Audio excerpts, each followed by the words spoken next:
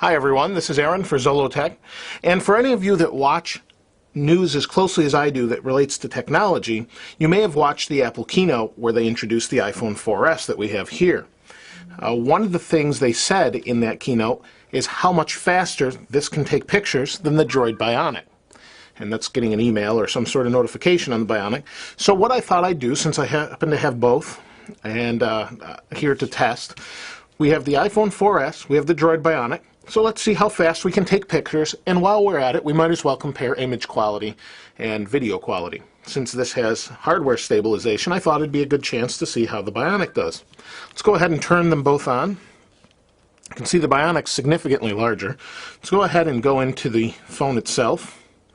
And here we have all our different settings. I'm not going to go over the phone. Let's go into camera and see how fast the apps open. So here we have a camera app. We have this. We can quickly access the camera from double tapping the home button. We can go into camera, but we're going to do it from here and just see how fast the camera app opens, and then we'll take some pictures and see how fast they are and what they look like. Let's go ahead and open them.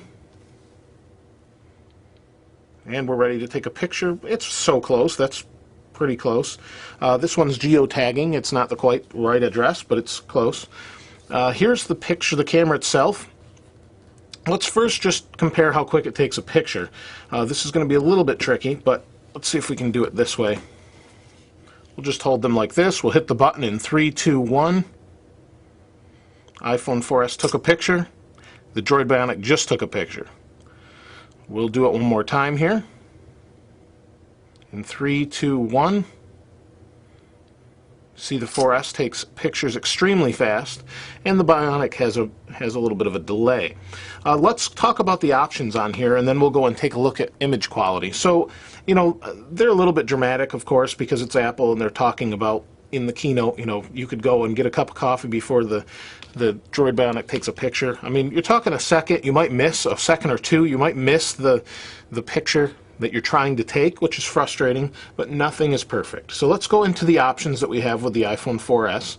So we have auto for flash, off or on, right there. It's focusing here. And we've gotten a notification for emails here. Wait till that clears. That gets in the way at times. As you can see, I can't adjust those until those clear. You can change the way those notifications come in, though, too. So we'll go ahead and hit options. And we have an option for grid and HDR. That's it. After we're done taking the picture, we can take and edit the picture right on the phone with the built-in camera app. We can also swap the camera and spin it around, and you can see I'm recording here. And that's about it. And then we can switch to video and switch back. So there aren't a whole lot of options. We can go into the picture itself, and here we have a couple options to send it to Apple TV. We have an edit button here. There's edit. And we can auto enhance, we can get rid of red eye, and we can rotate. We can auto enhance, it's just a white background, and I don't know what it's thinking, and then it's saved. So that's about it.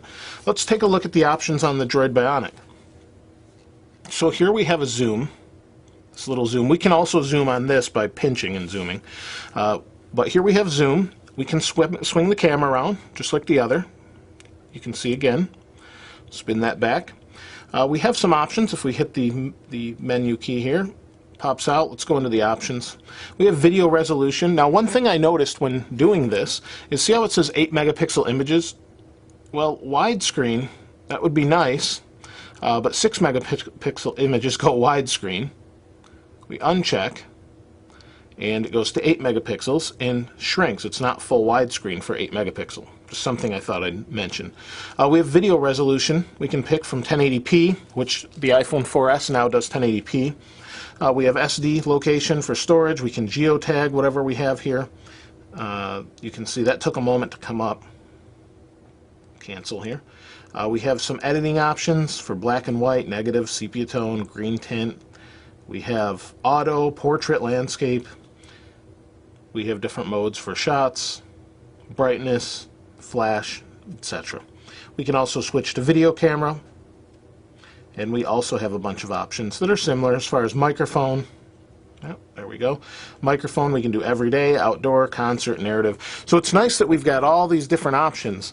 The bad part about it is the software on the Bionic seems to be a little bit lacking as far as, for whatever reason, I'm not sure what Apple did, but their pictures turn out very nice. They're both 8 megapixel cameras, but the iPhone 4S seems to take much nicer pictures, as you'll see when we take the pictures. Video as well, the stabilization works fantastic on the iPhone 4S. So let's go ahead, take a look at a couple of the pictures that we've taken, take a look at the video, and then we'll come back for some final thoughts. We're recording with the Droid Bionic, and in the normal fashion I'm recording in my backyard. Just pan here a bit and see how it reacts. See how it refocuses as we tilt down here.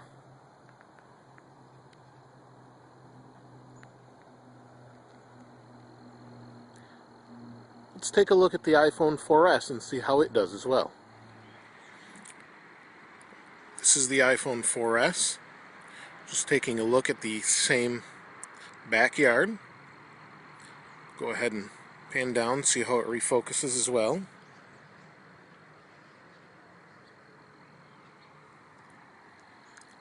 Let's take a look at how they both handle video while in motion and see how the image stabilization works between the two of them.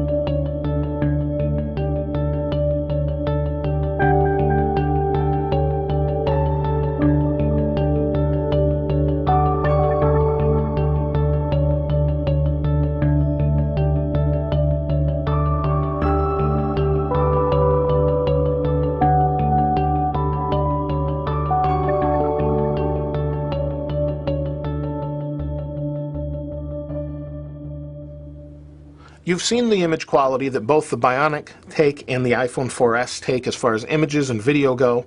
And now what I'd like to do is ask you what you think is best, post below, and what you would choose and why. I'm just curious to know, if you're an Android fan, if you're an iPhone 4S fan, iPhone fan, they're kind of all the same as far as that goes, but we've got better images as we go up in the models. So let me know what you think below in the comments if you have a moment. I'd appreciate that. If you haven't subscribed to this channel already, please go ahead and hit subscribe.